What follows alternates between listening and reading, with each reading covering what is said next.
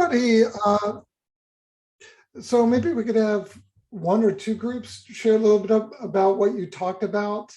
I know, again, that wasn't enough time to solve some kind of big issue, but hopefully you're at least sort of started getting through it. I'd love just to hear from maybe one or two groups. Any group want to volunteer to share a little bit about what you talked about?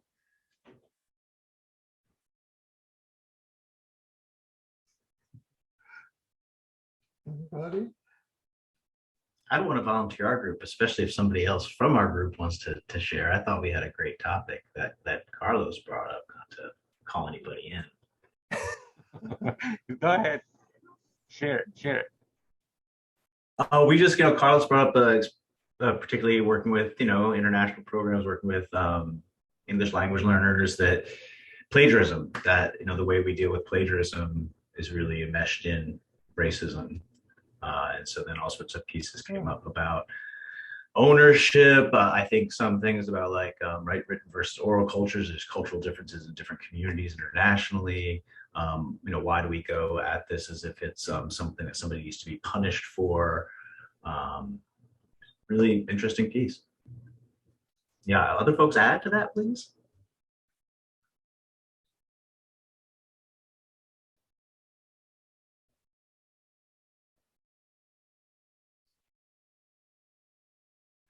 I think in general, like just to add to that, the implications of following up or reporting a student who had done committed plagiarism or something, like when you take it up to like if it happens in your classroom and then it kind of continue, like it goes up, it elevates to the level of like the dean and then like student conduct, and then it kind of goes up and up, and like it eventually harms students, right? And something that could be addressed in a multicultural approach. Like, why is the student cheating in the first place? Like, is it my assignment too difficult? Is it the class? Is it the expectations and how the program is set up for success? And other thing that I think we already mentioned is the cultural norms. Like in America, it's all about ownership, right? In other cultures, it's more communal. So it's normal that a student maybe just borrows from somebody or gets from the internet something and submits it as a paper. Those were the things that we were talking about, and recognizing it, and then also like in addressing it and just bringing awareness, talking about it, not our students, but also our colleagues, our teams. What can we do about it? Like how severe a punishment should be, things like that. I actually had a colleague tell me this story. I can't remember if it was about him or about one of his colleagues, but in essence, the story was of going from being an educator in the US going to India. And he said that, he was teaching in India. I can't remember if this was like high school level or college level, but what he noticed was that pretty openly students would help each other on quizzes and tests and things like that. And he said, so what he started doing was having students, when they finished their quiz or test, they'd have to go outside. And he said, even when I did that, people would be like saying answers through the window and helping any way they could. And he's like, I could, and he was seeing it very much like a disciplinary issue. But what he, came to realize was that the culture, and at least the part of India where he was that if any one of us fails, that means we've all failed one another. So even framing it as cheating was not what was actually happening, in there, at least from the cultural context of those students. I thought that was a really interesting story. Yeah. Is anybody else? Oh, go ahead. I was just going to say, Paul, thank you for bringing that up. We brought that up in our group as well, the example of India specifically, and just this concept in the West of like, this is stealing, you're a thief, you're this somebody must pay, is just so frightening often to our English language learners, because this is like a completely different way of being. And that, I think Lynn and Carlos and Bryce is also were talking about. It was just full on frightening. for a number of students. So thank you. And just to add to that, the response usually is, well, we need to train our students for the real world. And I'm like, well, in the real world, you don't take quizzes on your own. You actually do a lot of collaboration. So that argument is just not even valid, but that's what we hear a lot. And it just shows how sometimes in academia, we can be so sort of in a bubble that does not apply to what our students are actually experiencing outside of our walls. I feel that so much. I want to say, I Go ahead. real quick, wanted to say that I wrote between deceived and enlightened is this like, what are we teaching toward? Is this in terms of like the values of, again, the real world, what does that mean? But is there a sense of also where we're coming from, where our students are at, and then what they're going into, and how are we best preparing them in terms of like a leadership piece? Yeah, what I was going to add to follow up on Carolina's comment is, if you're going to invoke the real world, especially in this political climate, well, not so much now, but last couple of years, who gets punished in this country and who doesn't?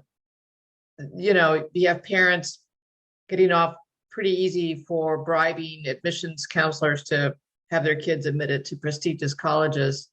And even, we could go on and on with the examples. It's like, well, you can get punished, and it depends on how big your bank account is, what your last name is, what socioeconomic status you are. So I'm sure that can be really confusing to some students. Like, wait a minute, they cheated too, and now they're in the Senate or whatever. So, yeah.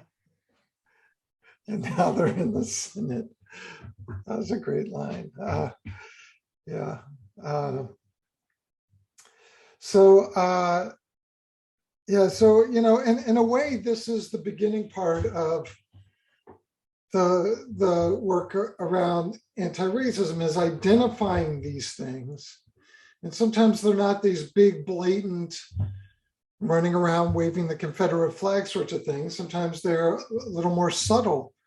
And most of it is subtle. So if all we're addressing are the big things that are obvious to anybody, then we're missing most of the racism, because again, this is sort of built into presumptions and institutional cultures and that sort of thing. So this process of identifying something like that and then sort of working through, okay, well, what will we do about this in the immediate term? Okay, well, we need to change the policy around this, or we need to maybe create a set of guiding practices around it, or we need, whatever that is. And then there's the deeper work, which is we say, okay, well, if we look at that, part of the problem is that there's this set of presumptions and maybe sort of attached to what people call white supremacy culture or whatever, that's informing the way that we respond to this issue. Then we also have to ask ourselves, well, what else is that sort of white supremacy culture informing that we're doing in this institution? Because if all we do is change this one practice, then whatever created that practice is still being applied to all the other practices. So that's that deeper redress piece. And most institutions never get there, partially because they're sort of stuck in this kind of triage of responding to things and controversies and whatever that pop up. So, okay, it's already, it's way later than I wanted to take a break, but I did want to build in a 10-minute break so people could, I don't know, use the facilities, get some caffeine, eat some chocolate, hug a 7-month-old baby, which is what I wish I could do during my break, but they're at home and I'm at the office. Whatever it is you want to do. So I believe your time, it's about 3:15. So we'll come back at about 3:25 your time, and we'll have 35 minutes to finish up. So I will see you in 10 minutes.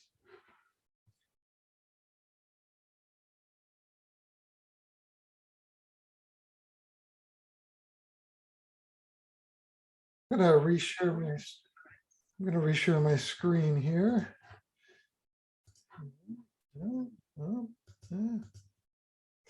So one thing that I had mentioned when I was first sort of talking about doing this was talking about some of the work that I had done related to activist burnout around racial justice activists.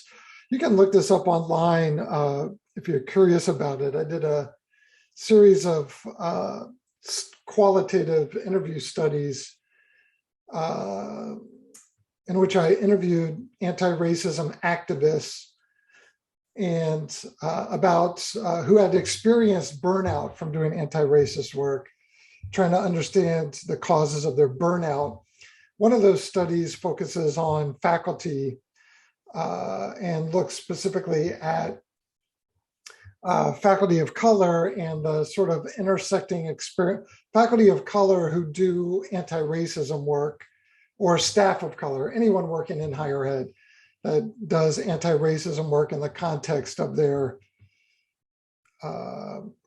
work in higher ed, and looking at the intersection of, for faculty and staff of color who do that, looking at the intersection of burnout that they experience and also racial battle fatigue and how those things sort of operate together.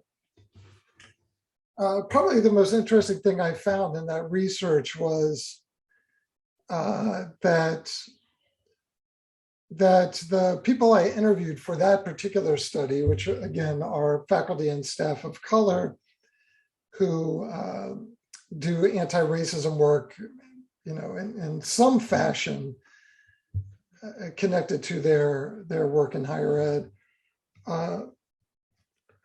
Maybe the most important or most interesting thing that I found was that they identified as one of the primary causes of their burnout white anti-racist allies, not white people in general, but white anti-racist, you know, quote unquote, anti-racist allies.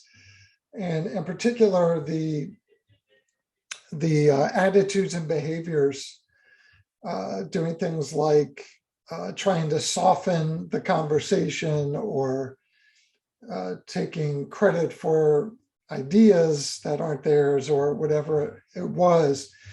And it got me to thinking about so much of the conversation about burnout among people who are invested in anti-racism work. So much of the conversation about burnout is this very sort of individualistic conversation, like, oh, if you just eat healthier and do yoga, then maybe you won't burn out. And of course, for a lot of activists, you know, try to do those things.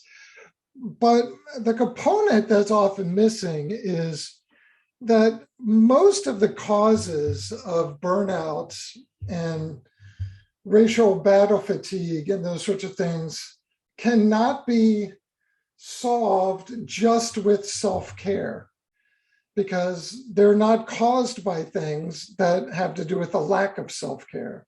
They're caused by how people are treated by their institutions. They're caused by how people are treated by people who are hostile to their commitments. They're even treated that way by sort of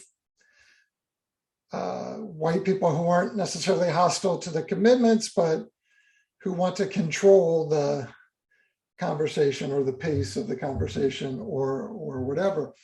So one thing, you know, as a sort of final piece to our conversation, and then we'll just open it up for discussion. I did want to just talk a little bit about this and maybe engage you all in a couple of conversations about it. Now, I don't want to deny the importance of self-care. Audre Lorde, of course, one of her most famous quotes, she says, "Caring for myself is not self-indulgence, it is self-preservation. And that is an act of political warfare." So, of course, I think particularly for people who themselves are being marginalized, that self-care, the self-preservation itself is, you might say, a kind of a radical act against institutional oppression and that sort of thing. So I would say that, and the problem with thinking about it only in these terms is it lets institutions off the hook for the role institutions play and creating damage for people who are trying to do good work. So I'm going to assume, because you all have come to this session, which was an optional session, that you're engaged and or committed to anti-racism work, or maybe a bigger frame of equity and justice work that might cut across a bunch of different issues. And I want you to reflect on, I'm going to ask you to respond in the chat box on the second question here. You can respond for the first question here too, but I really want to hit the second question. So one of the other big causes of burnout, and I think I have another slide about this as well. One of the other big causes of burnout is that people who are really invested in anti-racism work tend to have a very serious investment that's an emotional investment and everything else, because if I understand how racism operates, then I also understand the damage that it does and the size and scope of it. And I think I don't see how it's possible to have an intellectual understanding of that without feeling connected to the suffering, the sort of mass suffering that's happening. I mean, I'm also maybe connected to the mass movement for liberation, where there's lots of joy and everything else. But that deep sense of connection, that willingness to sort of recognize the things that most people choose not to recognize, that can actually have, like a serious health impact, physical or emotional. So I do want you to think about what keeps you engaged in that work.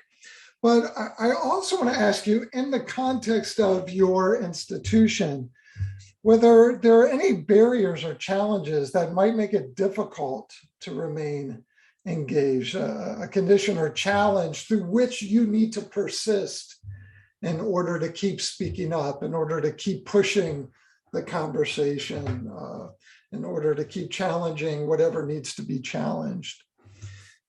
Somebody have thoughts on that, a barrier or a challenge that you face with, or through which you need to persist in order simply to tell the truth and push forward around anti-racism? Okay, Aaron, thank you.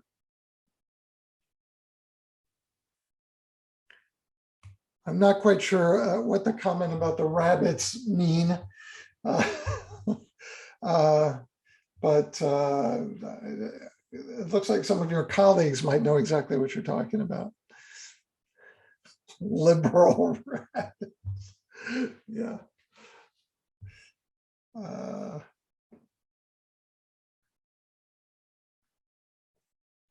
I also want to, Althea, I hope I'm pronouncing your name correctly. You mentioned something that is really important here, that is part of the picture of racial battle fatigue.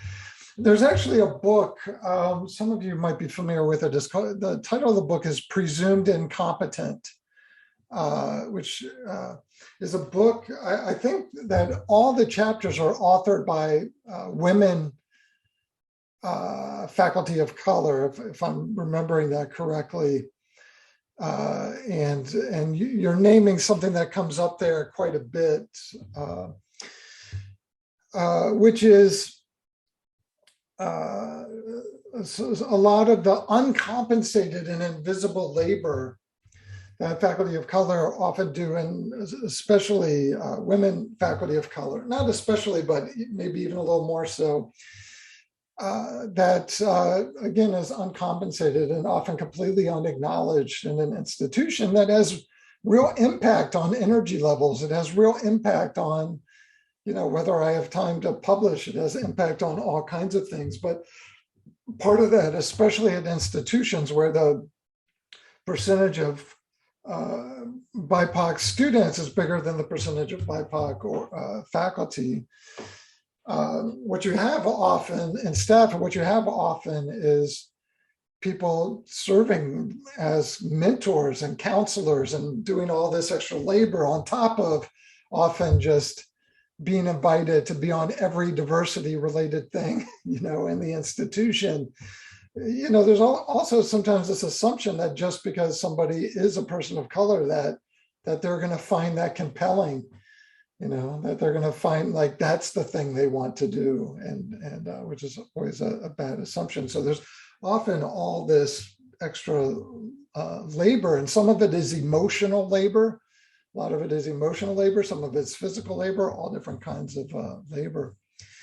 And that, in fact, can be a barrier or a challenge that leads to burnout, that leads to battle fatigue. And so, institutions have to look at that and compensate the people who are doing that work, and not presume that, the same group of people is going to want to always be doing it.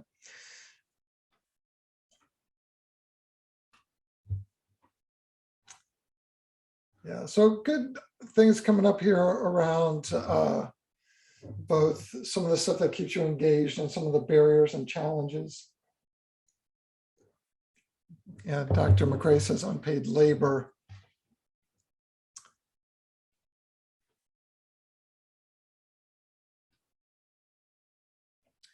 Lots of good. So I really appreciate the.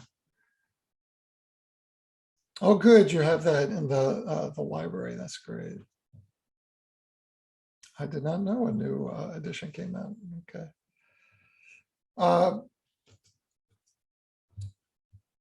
So here's what I want you all to think about, and for whoever is in the group who's in leadership positions, I want you to think about, when you think about these challenges and barriers, it's the responsibility of the institution to remove the barriers. It's not the responsibility of the individuals experiencing the barriers to just grit their way through the barriers or to have to remove the barriers. It's the institution's responsibility. So again, this is one of those things where we have to look at, this is an example of how racism is operating in a lot of institutions of higher ed, or through these barriers and challenges that might make it difficult for people to remain engaged, or that might disincentivize from an institutional point of view.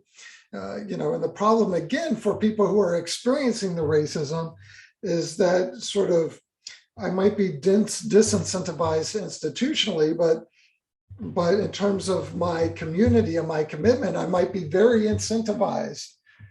And I'm not going to trade my entire identity and community because the institution is disincentivizing me.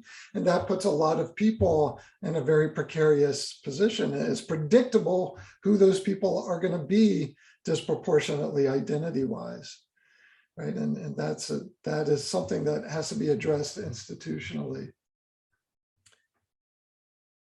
Okay, so this is sort of what I was talking about, that, recognizing that anti-racist work, whatever the context of it, is fraught with unique challenges that don't really exist in traditional conceptions of vocational burnout.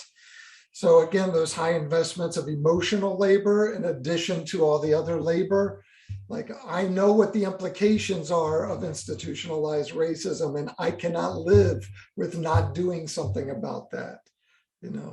I'm sure many of you feel that, threats of surveillance, job insecurity, political blowback, all of that could happen. And then of course, like I mentioned, the emotional and psychological implications of having deep understandings of the implications of these conditions that most people just choose not to face at all. So again, the question to the institution is, what are you doing to protect these folks?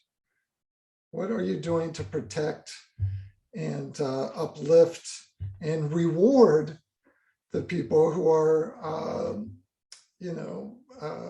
taking all the risks to point this stuff out and to push the institution. I think it's really interesting for leaders, especially, to think about, which is, what do I do to reward people who are picking up the slack of my own failures and institutional failures around anti-racism, and the risk it takes for that to happen. So just to talk about a couple quick definitions here, and then we're getting close to wrapping this up and just opening it up here. Burnout refers to when activists experience levels of emotional exhaustion, physical exhaustion, or hopelessness at such severe levels that either their ability to remain engaged in their activism is threatened, or their ability to engage effectively in their activism is compromised. And again, it's hard, because even though that might be helping, most people who are committed are so committed that they're not going to stop doing it, even if it's turning into cancer or, some kind of serious threat to their health. And again, that can't always be adjusted just by self-care. That takes some institutional adjustment. Then you have this notion of racial battle fatigue, which I think we touched on briefly last time, which refers to people of color, BIPOC, people of the global majority. Just that constant worry, that day-to-day grappling with the onslaught of racial microaggressions and everything else. And that can actually have the same impact, emotional health impact, physical health impact, and those sorts of things. And so the thing to remember here is white people are protected by their whiteness when it comes to racial battle fatigue. White people don't experience that, right? That only impacts BIPOC faculty and staff of color. Activist burnout, anybody can experience, but when you layer the battle fatigue onto the burnout, and again, I don't know how many of you think of yourselves as activists, but if you're pushing anti-racism, at your institution or in your classes, that's a type of activism. I would call that a type of activism. So again, in a healthy institution around anti-racism, the people who are most taken care of are the people who are doing this work, and the people who are burning out are the people who are refusing to do this work. That's what it should look like. Rarely does it actually look like that, but that's the institutional change that we should be aspiring to, is that sort of institutional culture. So then when we're talking about sort of coping with burnout, I want to make this distinction between self-care and critical care. Again, I sort of mentioned this earlier, but if you just look up burnout online, activist burnout, you'll see a lot of stuff about self-care. You've got to meditate, got to, go on mindfulness walks or whatever. There's a lot of stuff in there too that also costs a lot of money and is also can be somewhat culturally appropriated sorts of things. And I think the important shift here, and the important shift in an institution like yours, is from thinking purely in terms of self-care to thinking about community care, which is, what is the institution we're creating for one another here? And one of the distinctions I want to make here is that I'm not talking about the conversation becoming about, how white people get overwhelmed talking about racism, because that's supposed to be hard for white people. If white people walk away from that, that's really about entitlement. That's not about burnout. That's a different thing. Really what I'm talking about here is people experiencing the impacts of pushing the institution and pushing colleagues in ways the institution and their colleagues are uncomfortable being pushed. And again, in an institution that is healthy around anti-racism, those should be the center of the institutional culture, the people doing that. So institutionally, how are you going to achieve that? And like I said, self-care has to be done in conjunction with community care. So I have just, we're not really going to have time to answer these questions, but I'll just leave you with these questions as something to continue to talk about.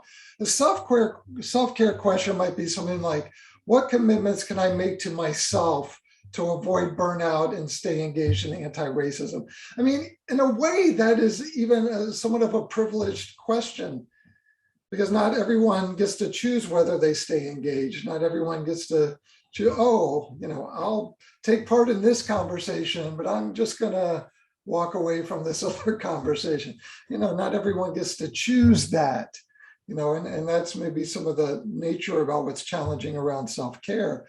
But sort of community ask questions, or questions we can ask of the community might be, what do I need from other people involved in anti-racism to support my anti-racism efforts? Or what can I do to support my colleagues who are my co-conspirators who are involved in anti-racism work? What do other people doing this work need from me? Because again, one of the biggest causes of burnout, I mentioned that one study, but in the bigger research, what we found was one of the biggest causes of burnout among people doing anti-racism work is how they're treated by other people doing anti-racism work. The debates about, well, you have the right word, no, I have the right word, you have the right framework. I was in this one session where it's like, who knows, are we supposed to use people of color or BIPOC or people of the global majority? I'm in this session where I'll use one of them and somebody will say, well, that's a racist term. And then I'll use another one and somebody else will say, no, that's a racist term. And it's just like, who has the right theoretical framing, that sort of thing that happens. Which are important conversations, by the way, but the sort of ruthlessness of those conversations sometimes. But then again, what I want to emphasize in the end here is the institutional commitment. How does the institution contribute to my battle fatigue or burnout, and what can leadership do to support anti-racism efforts? And I think that's really maybe it's all important, but I think that's a critical piece, because I think so often an organization or institution externalizes that work onto often onto people of color to figure it out. And the question is, well, what is the institution doing to facilitate people engaging in this? How is it rewarding people for engaging in it? So I think I'll end there. We got about 10 minutes or so. If anybody wants to ask a question, I'm just going to temporarily put my contact information up here in case anyone wants to email me or be in touch any way you might want to be in touch. And then I'll stop the share so we can have a conversation. But I'll just open it up here. We have about 10 minutes. I'm curious what folks are thinking, what questions you might have, or anything that you might want to suggest as like a institutional point of departure.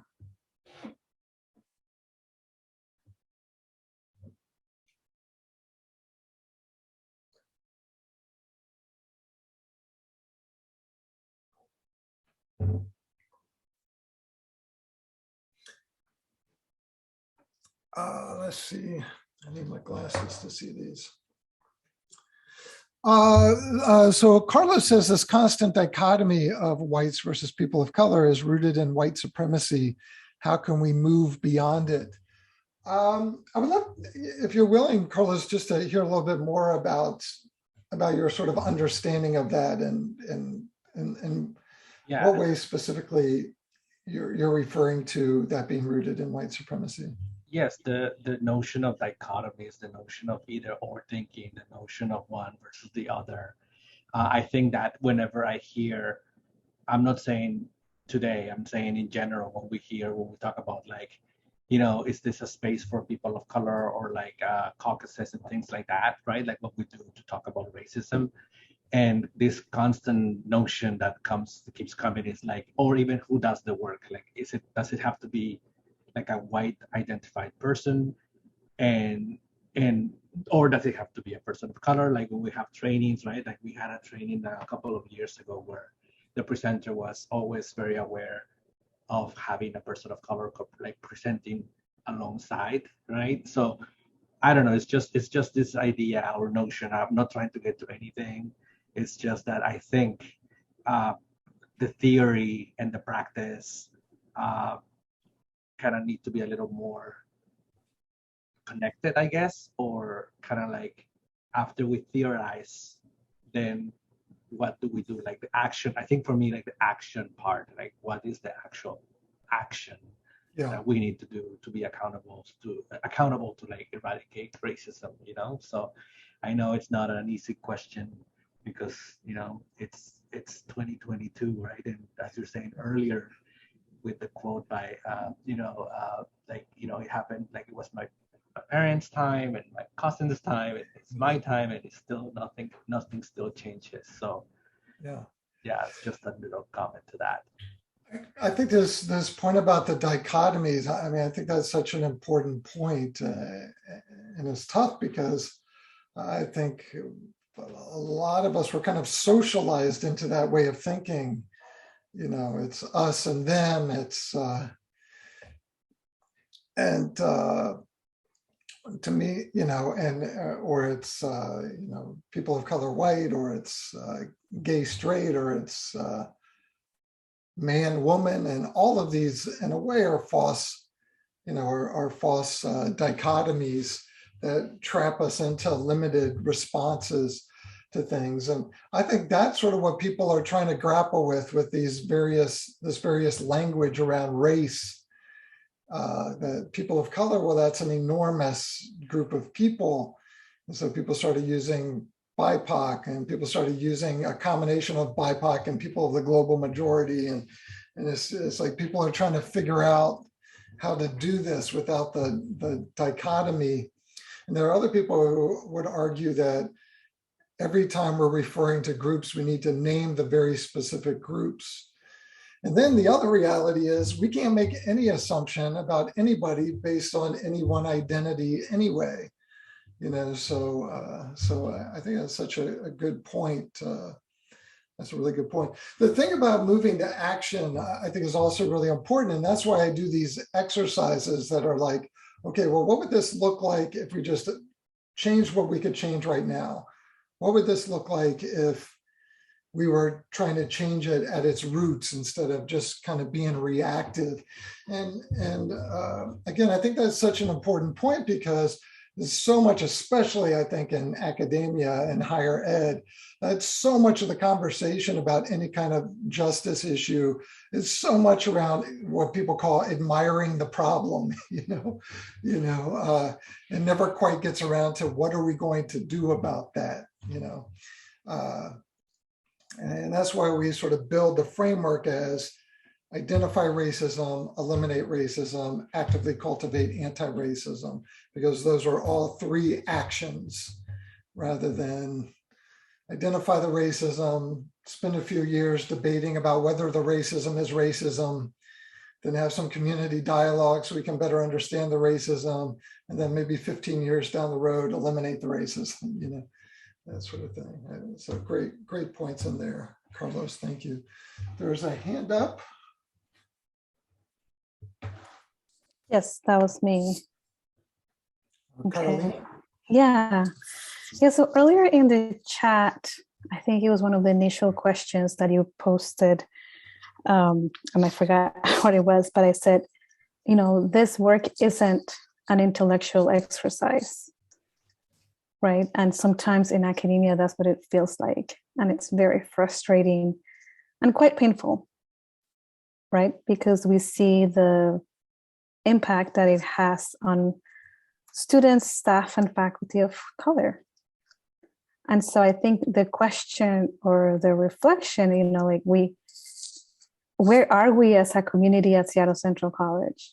When are we going to have the difficult conversations? When are we, you know, like if there's one thing I need as a woman of color in this division is to have my white colleagues speak up in meetings. Don't wait for BIPOC people to talk and to put themselves in further harm, right? Like, so when can this stop being an intellectual exercise? When we talk about it and we reflect about it, and then we talk about it in the Zoom meeting. Okay, now what? Like, let's just like roll up our sleeves and let's get dirty. Let's get, you know, it's not easy work, but it's just that's kind of what's going through my mind right now, right? Like, what's going to happen after we close these computers and move on to the next thing? Yeah. So I thank you for opening this conversation and for bringing all of this. A lot of the questions, I'm really sort of thinking about them, and then say, how do we bring them into all the spaces that we come in when we come in together? But so, yeah, thank you. Thank you. Thank you. Powerful thoughts there, and a challenge, you know, and a challenge to your community, you know, the college itself and your colleagues here, you know. When are we going to do that, and what is the action that will follow? Thank you for that comment. Got a few minutes left. Anybody else? Thought or comment? Or there's a question from Desiree in the chat. Do you want to read it yourself? Or do you want? Yeah, I think I just found it. Can you say a bit about those who see anti-racist work as a one-off or one and done deal, as a workshop or work group they can check off? How do Black and brown folks explain how problematic it is to see anti-racist work this way? Yeah, even this, what we're doing with the last session and this session, this I would not even call anti-racist work. This is only part of the preparation for the anti-racist work. The question is, what are we going to do? What are we going to do? Maybe what are we going to do based on what we learned or talked about in this? That's the measure.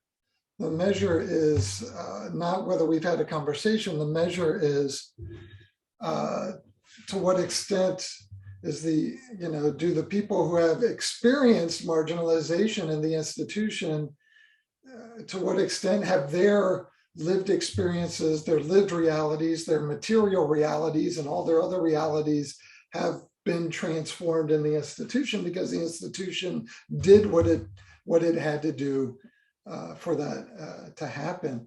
So I think, and again, this is kind of maybe part of the unfortunate nature of academia, that, you know, people think, well, having a class or like taking a one-shot, like a workshop, or doing a book club or something like that in and of itself is the work. But, you know, the problem is none of that stuff by itself is going to create the change. It's only what prepares us and informs us so that we can do a better job supporting or creating or sustaining the change. So, you know, so I think that's really important. And I especially think privileged identity folks like me is very much a sort of expression of entitlement or privilege, that I can build my own social capital by going to a talk or a workshop or participating in a book group and seeing that as my contribution without having to actually trade, without actually having to you know, make any of my own access and opportunity vulnerable to bigger institutional transformation. So, you know, that's how I would respond to somebody who is kind of stuck there. I see that it is, well, 7 o'clock my time. I guess it's 4 o'clock your time. So, I'm happy to hang out. If anyone else has a question, I can hang out for a couple minutes. But also just feel free to be in touch with me if you want. Email me anytime, or however you want to get in touch with me is fine. And happy to continue the conversation.